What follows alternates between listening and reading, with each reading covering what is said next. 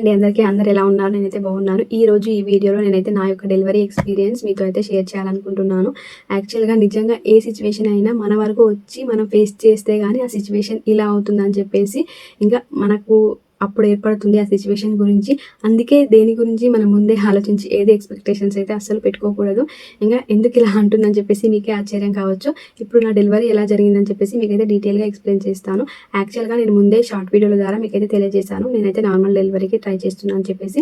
ఎందుకు సెకండ్ ప్రెగ్నెన్సీలో నార్మల్‌గా ట్రై చేస్తున్నానని కూడా మీకు ఇప్పుడు చెప్తాను. ఎందుకంటే ఫస్ట్ అయింది నేను normal delivery. So, first delivery ఏదైతే సెకండ్ డెలివరీ కూడా అదే అవుతాం కదా!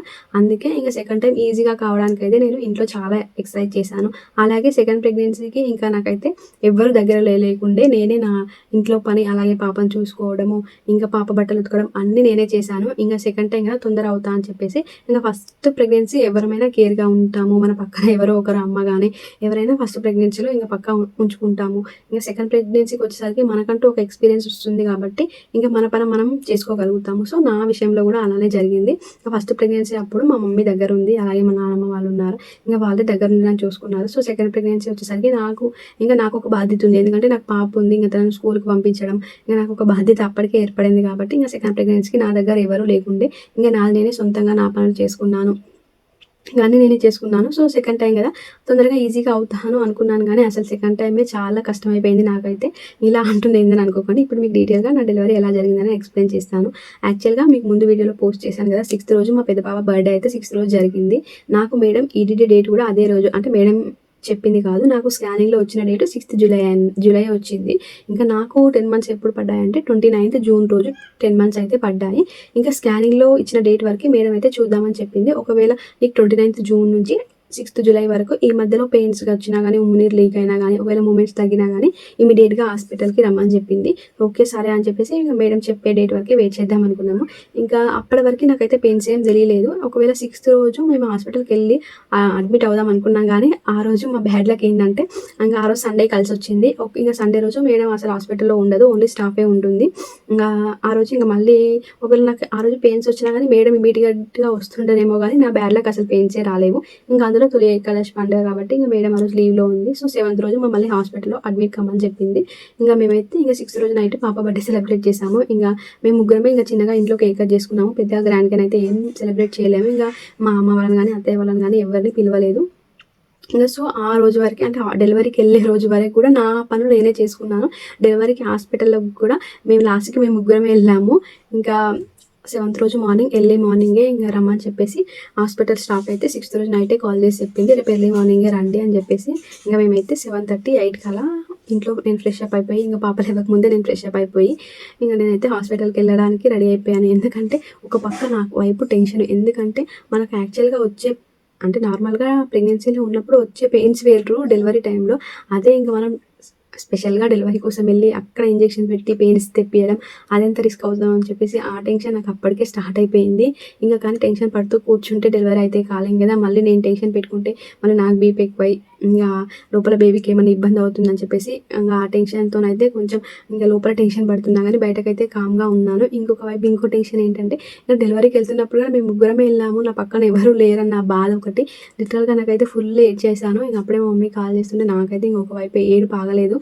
ఎందుకంటే వాళ్ళు అప్పటికే 8కి రమ్మన్నారు కదా! ఇంకెవరు రాలేరు అని చెప్పేసి ఇంగ ఆ బాధ ఒకటి. ఇంగ సరే అని చెప్పేసి ఇంగ హాస్పిటల్‌లో చెప్పిన టైంకైతే ఎళ్ళాలి కదా! అని చెప్పి 8:00 అయితే మేము హాస్పిటల్‌కి వెళ్ళాము. ఇంకెళ్ళిన తర్వాత ఇంక వాళ్ళైతే డెలివరీ ప్రొసీజర్ స్టార్ట్ చేసేసారు. అంటే ఫస్ట్ నేను వెళ్ళగానే నా బీపీ, లోపల బేబీ హార్ట్ బీట్, నా టెంపరేచర్ ఇవన్నీ నోట్ చేసుకొని ఇంక ఫైల్‌లోనైతే ఫిల్ చేసుకున్నారు. ఇంక ఫిల్ చేసుకున్న తర్వాత ఒక 10 మినిట్స్ కూర్చోమని చెప్పారు. కూర్చోమని చెప్పి ఇంక మళ్ళీ నెక్స్ట్ ఒక 10 మినిట్స్ తర్వాత లోపలికి పిలిచి ఈసీజీ అయితే తీశారు. ఈసీజీ తీసిన తర్వాత బ్లడ్ టెస్ట్‌లకు నా బ్లడ్ శాంపిల్స్ తీశారు. ఇంకా వాళ్ళ ప్రొసీజర్స్ అన్నీ వాళ్ళు స్టార్ట్ చేసుకున్నారు. ఇంక అప్పటికి మేడం రాలేదు. ఇంక మేడం వాళ్ళకి ఆల్రెడీ ఇన్ఫార్మ్ చేసింది.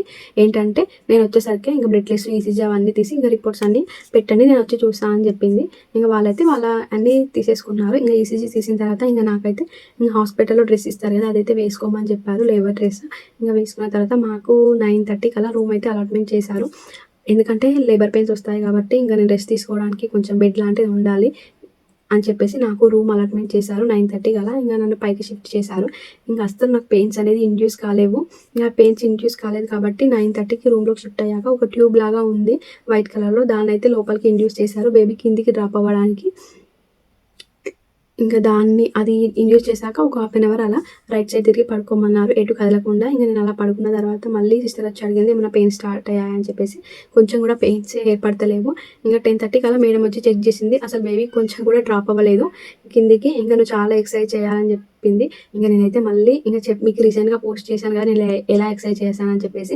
ఇంకా నేను ప్రతి ఎక్సర్సైజ్ చేసినప్పుడు, వాకింగ్ చేసినప్పుడు కానీ డక్స్, స్క్వాట్స్ ఇవన్నీ చాలా చేశాను. ఇవన్నీ చేస్తున్నప్పుడు హాస్పిటల్ సిస్టర్స్ అయితే నా పక్కనే ఉన్నారు. ఎందుకంటే నార్మల్ టైంలో ఎక్సర్సైజ్ చేసింది వేరు, మనం ప్రెగ్నెన్సీ టైంలో ఎక్సర్సైజ్ చేసింది వేరు కదా. సో నేను చేస్తున్నప్పుడు వాళ్ళు పక్కనే ఉండి నాకు ధైర్యం చెప్తూ ఏం కాదు, తొందరగా బేబీ డ్రాప్ అవుతుంది, నువ్వు మంచిగా ఎక్సర్సైజ్ చేయని చెప్పేసి నాకైతే చాలా సపోర్ట్ చేశారు. ఇంకా ఒక 1 అవర్ ఎక్సర్సైజ్ చేస్తూ ఇంకా ఒక 1/2 అవర్ రెస్ట్ తీసుకుంటూ అలా అయితే ఇంకా ఆ మూమెంట్ అయితే నేను గడిపాను.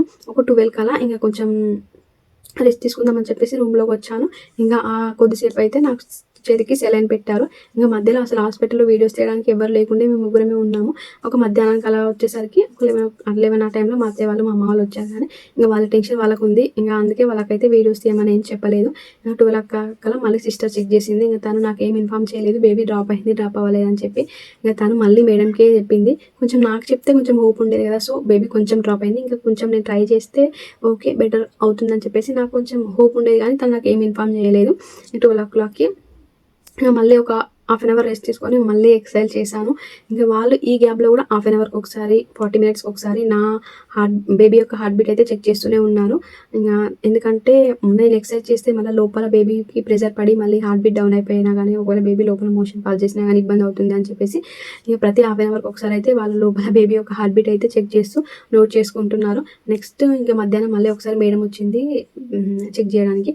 బేబీ అస్సలు డ్రాప్ అవ్వలేదు, అసలు ఓపెన్ కూడా అవ్వలేదు. మినిమం 4 mm ఓపెన్ కావాలి, అసలు కిందికి గింత కూడా డ్రాప్ అవ్వలేదని చెప్పింది. ఇంకా నాకు ఒకవైపు అసలు టెన్షన్, అసలు గింతగానం ఎక్సర్సైజ్ చేసిన పని, ఇంట్లో పని నేనే చేసుకున్నా కానీ అసలు నాకు దరిద్రం అనుకోవాలా ఏమనుకోవాలా, బేబీ కొంచెం కూడా డ్రాప్ అవ్వలేదని చెప్తుందని చెప్పేసి చాలా ఫీల్ అయ్యాను. మళ్ళీ ఎక్సర్సైజ్ చేయడానికి అయితే పరిగెత్తాను. లిటరల్లీ నిజంగా ఫ్లోర్స్ ఎక్కడం దిగడం 10 months పడ్డాక అసలు చాలా ఫేస్ చేశాను నేనైతే. డక్స్, స్క్వాట్స్, ఇంకా కొంచెం బ్రీతింగ్. మాకు నార్మల్గా ఎక్సర్సైజ్ చేసినప్పుడు దమ్ వస్తుంది, అలాగే ప్రెగ్నెన్సీ టైంలో దమ్ వచ్చినా కానీ నేను నార్మల్ అవ్వడానికి అంతగానం ఎక్సర్సైజ్ చేశాను. ఇంకా కొంచెం సేపు ఎక్సర్సైజ్ చేసి మళ్ళీ రూమ్లోకి వచ్చి రెస్ట్ తీసుకున్నాను. ఇంకా మళ్ళీ మధ్యలో ఒక 2:30 కల్లా సిస్టర్ చెక్ చేసింది. మళ్ళీ తను చెక్ చేసినప్పుడు తను నాకు ఏం ఇన్ఫామ్ చేయలేదు, మళ్ళీ మేడంకే చెప్పింది. మళ్ళీ ఒకసారి 4 o'clock కల్లా మేడం వచ్చి చెక్ చేసింది. చెక్ చేసినప్పుడు ఓకే బేబీ 2 mm డ్రాప్ అయింది, ఇంకా కొంచెం ట్రై చేస్తే అవుతావని చెప్పింది. ఓకే అప్పుడు కొంచెం రిలాక్స్ అయ్యాను. అప్పుడు కొంచెం హోప్ వచ్చింది నార్మల్ అవుతా అని చెప్పేసి. సరే ఇంకా కొంచెమే కదా, ఇంకొంచెం ట్రై చేస్తే పక్క కాన్ఫిడెంట్గా అవుతానని చెప్పేసి ఇంకా కొంచెం నాకు నమ్మకం అయితే కలిగింది. ఇంకా మళ్ళీ ఎక్సర్సైజ్ చేయడానికి స్టార్ట్ చేసేసాను. బాల్ పైన ఎక్సర్సైజ్ చేయించారు. ఇంకా డక్ వాక్స్, స్క్వాట్స్ చేస్తున్నప్పుడు కూడా వాళ్ళ దగ్గర ఉండి నన్ను పట్టుకున్నారు. ఇంకా మధ్యలో చేస్తున్న కొద్దీ ఇంకా రెస్ట్ తీసుకున్నప్పుడల్లా వేడివేడిగా ఏమైనా తాగమన్నారు, టీ కానీ కాఫీ కానీ, బేబీ మూమెంట్స్ మనకు స్పర్శ తెలుసుకోవడానికి. ఇంకా మధ్యలో నా స్టాక్ చుట్టూ ఏదో సంథింగ్ బెల్ట్ లాగా ఉంది, దాన్ని పెట్టి కూడా అంటే బేబీ 1 minute హార్ట్ బీట్ ఎంత కొట్టుకుంటుందని చెప్పేసి దాన్ని పెట్టి కూడా చెక్ చేశారు.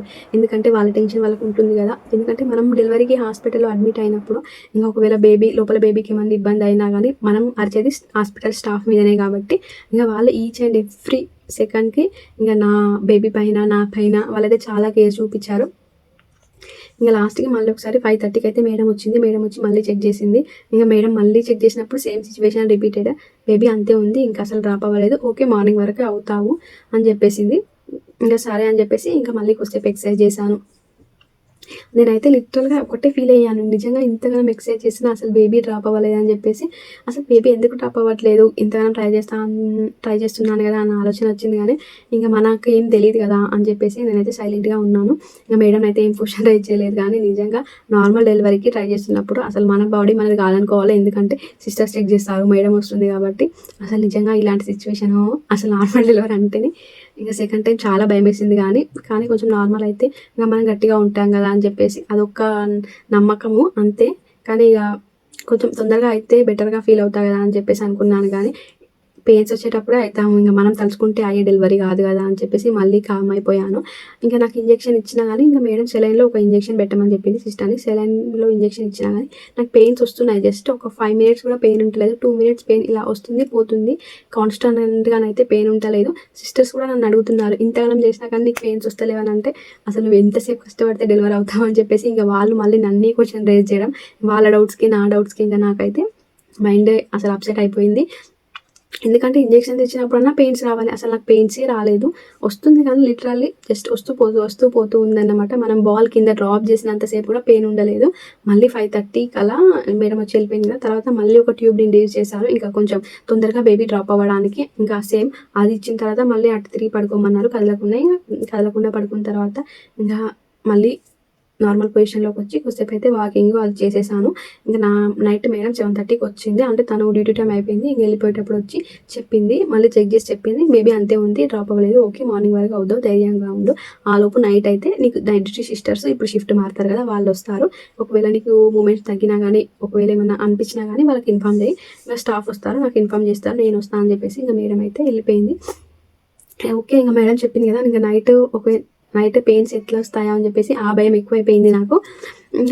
నైట్ పెయిన్స్ గురించి ఆలోచిస్తున్నాను నేను ఎంతసేపు, కానీ పెయిన్స్ తొందర వస్తే బాగుండు, బేబీ బెడ్కి వస్తే తొందర వస్తే బాగుండు, ఇంకా ఏ మదర్ అయినా అంతే ఆలోచిస్తుంది కదా, తొందర డెలివరీ అయితే బాగుండు అని చెప్పేసి.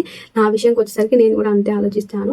ఇంకా నైట్ డ్యూటీ సిస్టర్స్ అయితే 8:30కి అలా వచ్చారు. ఇంకా వాళ్ళు వచ్చిన తర్వాత మళ్ళీ ఇంకా వాళ్ళ రూల్స్ వాళ్ళకు ఉంటాయి కదా, ఇంకా షిఫ్ట్ మారిన తర్వాత మళ్ళీ వెంటనే పేషెంట్స్ చెక్ చేయాలి, లోపల బేబీ హార్ట్ బీట్ కూడా చూడాలని చెప్పేసి. నా విషయంలో కూడా తను వచ్చి హార్ట్ బీట్ చూసింది. ఇంకా బేబీ హార్ట్ బీట్ అయితే బాగానే ఉంది అప్పటికి, తను చెక్ చేసినప్పటికి. ఇంకా మళ్ళీ 15 మినిట్స్కి ఒకసారి వచ్చి మళ్ళీ చూసింది బేబీ హార్ట్ బీట్. అప్పుడు ఏమైందంటే ఇంకా నా స్టమక్ మీద అది డాప్లర్ పెట్టినప్పుడు హార్ట్ బీట్ చూపించడం 160 చూపించింది. ఒక 5 మినిట్స్ అలా డాప్లర్ ఇంకా స్టమక్ మీదనే పెడితే హార్ట్ బీట్ అనేది ఏమైందంటే బేబీది డ్రాప్ అయింది. అంటే 160, 150, 110కి బేబీ హార్ట్ బీట్ అనేది పడిపోతుంది. ఇంకా తనకేం అర్థం కాలేదు, ఇంకా తను మాకేం ఇన్ఫామ్ చేయలేదు. నార్మల్గా సైలెంట్గానే హార్ట్ బీట్ చూసి వెళ్ళిపోయింది. మళ్ళీ 10 మినిట్స్కి మళ్ళీ వచ్చింది, మళ్ళీ చెక్ చేసింది. అప్పుడు కూడా సేమ్ సిచ్యువేషన్ రిపీటెడ్. నాకు అప్పటికే డౌట్ వచ్చింది, ఏంటి సిస్టర్ 2 times వచ్చిందని చెప్పేసి. నేను కూడా ఇంకా తనేం మనకి ఇంటరాక్ట్ అవ్వట్లేదు కదా, తనేం చెప్పట్లేదు కదా, మళ్ళీ నేను ఎందుకు క్వశ్చన్ రేజ్ చేయడం అని చెప్పేసి నేను కామ్గానే ఉన్నాను అడగకుండా. మళ్ళీ 15 మినిట్స్ తర్వాత మళ్ళీ వచ్చి చెక్ చేసింది. అప్పుడు కూడా సేమ్ సిచ్యువేషన్ రిపీటెడ్. ఇంకా అప్పుడు అంటే సెకండ్ టైం చెక్ చేసినప్పుడు తను మేడంకి వెళ్ళి చెప్పినట్టుంది. ఇంకా మేడం చెప్పింది, నువ్వు థర్డ్ టైం వెళ్ళినప్పుడు ఒకవేళ ఫోన్లో రికార్డ్ తీసుకొని నాకు పంపించమని చెప్పింది. ఇంకా అప్పుడు థర్డ్ టైం వచ్చినప్పుడు తను రికార్డ్ తీసుకున్నప్పుడు నాకు అప్పుడు డౌట్ రేజ్ అయింది, ఏంటి ఇది ఎన్నిసార్లు రికార్డ్ తీసుకుంటుందని చెప్పిన తర్వాత సిస్టర్ వచ్చి మాకు ఇలా చెప్పింది, బేబీ హార్ట్ బీట్ అనేది డ్రాప్ అయిపోతుంది, మార్నింగ్ వరకు చూసే సిచ్యువేషన్ అస్సలు లేదు. ఎందుకంటే మార్నింగ్ వరకు సిచ్యువేషన్ ఎలా ఉంటుందో తెలియదు. ఒకవేళ బేబీ ఉమ్మునీరు మింగినా కానీ, మోషన్ పాస్ చేసి మింగినా కానీ బేబీకి ఇబ్బంది అవుతుంది, తనకు కూడా ఇబ్బంది అవుతుంది, ఆలోచించుకోమని చెప్పు. ఎందుకంటే ఇప్పటి వరకు ట్రై చేసింది, ఓకే బేబీ హార్ట్ బీట్ నార్మల్గా ఉంటే మార్నింగ్ వరకు మనమే చూసేటోళ్ళం కదా, ఇప్పటికే 3 times చూసినప్పుడల్లా సేమ్ కాన్స్టాంట్గా హార్ట్ బీట్ అనేది డ్రాప్ అయిపోతుంది. కాబట్టి ఇంకా మనం టైం ఇవ్వకూడదు అసలు. ఇంకా వాళ్ళకి పేషెంట్కి వెళ్ళి చెప్పామనగానే ఇంకా సిస్టర్ వచ్చి మాకు ఇలా చెప్పింది. ఇంకా నాకు ఒకటేసారి మైండ్ మొత్తం బ్లాక్ అయిపోయింది. మార్నింగ్ 8 o'clock నుంచి నైట్ 8:30 వరకు నార్మల్కి ట్రై చేస్తే సడన్గా ఇంకా నార్మల్ అవ్వవు, బేబీ హార్ట్ బీట్ డ్రాప్ అయిపోతుందంటే నాకు అసలు ఏం అర్థం కాలేదు. ఇంకా అసలు సిజేరియన్ అంటేనే అసలు నాకు వద్దు, నాతో కాదు సిజేరియన్ అని చెప్పేసి సిస్టర్కి చెప్పాను. కావాలంటే మార్నింగ్ వరకు చూద్దాము, ఓకే ఇంకో 10 minutes తర్వాత మళ్ళీ హార్ట్ బీట్ చెక్ చేయండి అని చెప్పేసి నేనైతే కొంచెం ధైర్యంగా సిస్టర్కి చెప్పాను. పక్కన మా హస్బెండ్ కూడా సిజేరియన్ అంటే వద్దు, కావాలంటే ఒక 10 minutes చూద్దామని చెప్పాడు. ఓకే వీళ్ళు 10 minutes అంటారు కదా అని చెప్పేసి మళ్ళీ సిస్టర్ 9:10కి వచ్చి నా హార్ట్ బీట్ చూసింది. 9:10కి చూసినప్పుడు కూడా సేమ్ సిచ్యువేషన్ తను మాకు కూడా చూపించింది. చూడండి డాప్లర్ పెట్టినప్పుడు 160 చూపిస్తుంది, కానీ ఇంకా అలానే 5 minutes ఉంటే హార్ట్ బీట్ అనేది డ్రాప్ అయిపోతుంది, మీ ఇష్టం ఆలోచించుకోండి అని చెప్పింది. మీరు ఉంచమంటేనే మార్నింగ్ వరకు ఉంచుతాము, కానీ స్టాఫ్కి మేడంకి ఎలాంటి సంబంధం లేదు అని చెప్పేసింది. ఇంకా తను అంతా గట్టిగా చెప్పినప్పుడు ఇంకా మన బాధ్యత ఆలోచించుకోవాల్సింది ఉంటుంది కదా. ఇంకా నేను అప్పటికి కూడా వద్దు, నేను సిజేరియన్ వద్దు, ఎందుకంటే నేను మెంటల్గా స్ట్రాంగ్గా ఫిక్స్ అయ్యాను, ఇంకా నార్మల్గా ట్రై చేద్దాము, మార్నింగ్ వరకు చూద్దాము, ఏం కాదు బేబీకి అని చెప్పేసి సిస్టర్కి చెప్పాను. ఇంకా మళ్ళీ ఒక 5 minutes తర్వాత సిస్టర్ వచ్చి ఇంకా నాకైతే కొంచెం ధైర్యం చెప్పింది, నీ హెల్త్ కండిషన్ గురించి నువ్వు ఆలోచిస్తున్నావు కానీ లోపల బేబీ కండిషన్ నీకు అర్థం అవ్వట్లేదు, హార్ట్ బీట్ డ్రాప్ అయిపోతుంది, బేబీకి ఏం ఇబ్బంది అయినా కానీ ఇంకా మాకైతే గ్యారంటీ లేదు, ఏం అవ్వదు, ధైర్యంగా ఉండు, ఇంకా నార్మల్ కన్నా సిజేరియన్ తొందరగా డెలివరీ అయిపోతుంది, బేబీ హెల్త్ కోసం ఆలోచించు, బేబీ సేఫ్గా బయటకు వస్తే చాలు, నీకు అదే కావాలనుకుంటే నువ్వు సిజేరియన్కి ఒప్పుకొని ఇంకా ఇమీడియట్గానైతే ఆపరేషన్ చేయించుకో అని చెప్పింది. ఇక నాకు ఒకటే ఏడుపు, అసలు నేనైతే లిటరల్లీ చాలా ఏడ్చాను సిజేరియన్ చెప్పగానే. అసలు నాకు సిజేరియన్ జరిగింది అని తీసుకోవడానికి ఒక 1 వీక్ టైం అయితే పట్టింది. ఇంకా ఎట్లో అట్లా మా అమ్మ వాళ్ళు మా అత్తయ్య వాళ్ళు లాస్ట్కి ఒప్పిస్తే సరే సిజేరియన్ అయితే సిజేరియన్ అని చెప్పేసి లాస్ట్కి ఒప్పుకున్నా. ఇంకా ఇమీడియట్గా నేను ఒప్పుకున్న 5 మినిట్స్కే ఇంకా నన్ను అయితే అక్కడ లోపలికి తీసుకెళ్ళారు. ఇంకా యూరిన్ పైపు అవన్నీ వేసేసరికి 5 to 10 మినిట్స్ పట్టింది. ఇంకా 9:30కి ఇంకా నన్నైతే ఆపరేషన్ థియేటర్లోకి తీసుకెళ్ళిన 5 మినిట్కి ఇమీడియట్లీ అసలు వితిన్ 15 మినిట్స్లో అంత ప్రాసెస్ అయితే అయిపోయింది. అప్పుడే ఇంకా మత్తు ఇంజెక్షన్ డాక్టర్ అయితే వచ్చాడు. తను మత్తు ఇంజెక్షన్ ఇచ్చిన వెంటనే ఇంకా నాకు మత్తు ఎక్కిందో లేదా అని చెప్పేసి చెక్ చేశారు. రైట్ లెగ్ లిఫ్ట్ చేయమని చెప్పాడు. ఫస్ట్ టైం లిఫ్ట్ అయింది కానీ ఇంజెక్షన్ ఇచ్చాక ఇంకా సెకండ్ టైం మళ్ళీ ఒకసారి చెక్ చేశారు లిఫ్ట్ చేయమని చెప్పి. ఇంకా అప్పటికి నాకు లిఫ్ట్ కాలేదు. ఇంకా నాకు ఒక్కటే వైపు టెన్షన్, ఎందుకంటే ఫస్ట్ది ఫేస్ చేసి ఉంటే సెకండ్ దానికి కొంచెం ధైర్యంగా ఉండేదాన్ని. ఫస్ట్ నార్మల్ అయ్యాను కాబట్టి ఇంకా సెకండ్ది మళ్ళీ సిజేరియన్ అంటే అసలు ఆ ప్రాసెస్ తెలియదు, ఏం తెలియదు, మళ్ళీ అన్నీ కొత్తగానే కదా. ఇంకా నాకైతే చాలా భయం వేసింది. ఇంకా పక్కన ఆపరేషన్ థియేటర్లో ఉన్న వాళ్ళు నాకు చాలా ధైర్యం చెప్పారు. ఏం అవ్వదు, ధైర్యంగా ఉండి మేము అందరం ఇక్కడే ఉంటాము, అసలు నీకు పెయిన్ తెలియదు, ఏం తెలియదు, స్పర్శ తెలుస్తుంది కానీ నీకు అసలు ఏం ఏర్పడదు, ఏం అవ్వదు, మేము ఇక్కడే ఉంటామని అక్కడ ఉన్న అన్నయ్య వాళ్ళు ఆయమ్మలు చాలా సపోర్ట్ చేశారు. కొంచెం వాళ్ళు నా పక్కనే ఉన్నారు, ధైర్యంగా ఉన్నారన్న ఇంకా కొంచెం అది ధైర్యంగా తీసుకొని ఇంకా నేనైతే టెన్షన్ పడకుండా ఉన్నాను. ఇంకొక వైపు అయితే సెలైన్ పెట్టారు. ఇంకా మేడం వచ్చిన తర్వాత 9:35కి ఇంకా మేడం వచ్చేసింది. ఇంకా మేడం వచ్చిన ఇంకా వాళ్ళైతే స్టార్ట్ చేసేసారు. ఇంకా మేడం ఫస్ట్ స్టార్ట్ చేయగానే మేడం వచ్చినాక ఇంకా స్టార్ట్ చేయి కొయ్యి అని అన్నది. ఆ ఒక్క మాట నేను వినగానే లిటరల్లీ నాకైతే గట్టిగా అరవాలనిపించింది. అసలు నాకు వద్దు, ఏమొద్దు, ఎంత పెయిన్ వస్తుందో అని చెప్పేసి. కానీ అసలు ఏంటి వీళ్ళు ఏమైనా మేకన గొర్రెన కొయ్యి అంటున్నారు, ఎంత పెయిన్ వస్తుందో అరుద్దాం అనుకున్నాను. ఇంకా కానీ నేను ఉన్నది అసలు నేను సిచ్యువేషన్ ఏంటి ఉన్నది ఆపరేషన్ థియేటర్లో కదా, అంతగానో మరిచినా బాగోదు కదా అని చెప్పేసి కామ్గా ఉన్నాను. ఇంకా అసలు ఇంకా అప్పటికే కట్ చేసి ఉన్నారేమో, నాకు అసలు ఏం తెలియట్లేదు, జస్ట్ స్పర్శ మాత్రమే తెలుస్తుంది, పొట్ట మీద ఏమో చేస్తున్నారని. కానీ ఇంకా నా పొట్టని కట్ చేసి బేబీని కట్ చేస్తున్నారని స్పర్శ అయితే తెలియలేదు. ఇంకా చూస్తుండగానే బేబీని ఇమీడియట్గానే అయితే బయటకు తీశారు, తొందరనే బయటకు తీశారు బేబీని. 9:45కి బేబీని బయటకు తీసి ఇంకా మేడం చెప్పింది మళ్ళీ ఫీమేల్ బేబీ పుట్టిందని. కానీ ఇంకా బేబీ ఎందుకు డ్రాప్ అవ్వలేదు నాకంటే బేబీ ఇంకా మెడ చుట్టూ తాడేసుకొని ఉంది, అది మెడ చుట్టూ కార్డ్ వేసుకొని ఉంది, అందుకే బేబీ కిందికి డ్రాప్ అవ్వలేదు. మళ్ళీ అసలు నేను ఎక్సర్సైజ్ చేస్తున్నంతసేపు నాకు మూమెంట్స్ బాగానే తెలిసాయి కానీ అప్పటికే నాకు యూరిన్ రూమ్లో ఉమ్మునీరు అనేది పోయింది. నాకు మేడం డెలివరీ చేస్తున్నప్పుడు ఉమ్మునీరు ఎంత ఉందంటే 2కి వచ్చేసిందంట. యాక్చువల్గా 14 ఉండాలి. నా ప్రెగ్నెన్సీ టైంలో 9 ఉంది, కానీ మేడం డెలివరీ చేస్తున్నప్పుడు 2 ఉండే, ఇంకొంచెం సేపు ఉండే. ఇంకా లోపల బేబీ అనేది మొత్తం డ్రై అయిపోయేది. ఆల్మోస్ట్ ఇంకా బేబీని బయటకు తీసాక కొంచెం అయితే డ్రై అయిపోయింది. మేడం చూపించింది. ఇంకా నార్మల్గా ఆపరేషన్ చేస్తున్నప్పుడు అయితే నాకు కళ్ళకు గంతలు కట్టారు, పైనుంచి క్లాత్ అయితే వేస్తారు. కానీ బేబీని బయటకు తీసాక ఇంకా బేబీని చూపించి మళ్ళీ క్లాత్ వేసి ఇంకా స్టిచెస్ అయితే వేశారు. స్టిచెస్ వేయడానికి చాలా టైం తీసుకున్నారు. బేబీని బయటకు తొందరనే తీశారు కానీ స్టిచెస్కే టైం తీసుకున్నారు, ఎందుకంటే 7 లేయర్స్కి వాళ్ళు స్టిచెస్ వేయాలంటే ఇంకా టైం పడుతుంది కదా. స్టిచెస్ వేసిన తర్వాత ఇంకా నన్ను షిఫ్ట్ చేశారు రూమ్లోకి. అప్పుడేం అనిపించలేదు పెయిన్స్, కానీ ఇంకా మళ్ళీ మత్తు దిగినా కొద్దీ కొంచెం పెయిన్స్ అయితే ఏర్పడ్డాయి. నిజంగా లిటరల్గా అసలు నేను ఎక్స్పెక్ట్ చేయలేదు సిజేరియన్ అవుతుందని చెప్పేసి. ఇంకా నా డెలివరీ అయితే ఇలా అయింది. ఇంకా నేను నెక్స్ట్ వీడియోలో ఫస్ట్ నార్మల్ డెలివరీ కదా, ఆ డెలివరీకి ఈ డెలివరీకి ఏది బెటర్ అని చెప్పేసి నేను నెక్స్ట్ వీడియో అయితే మీతో షేర్ చేస్తాను. ఇంకా నా కొత్తగా ఎవరైనా ఛానల్ చూసినట్టయితే లైక్ చేయండి, షేర్ చేయండి, సబ్స్క్రైబ్ చేయండి. Thank you for watching.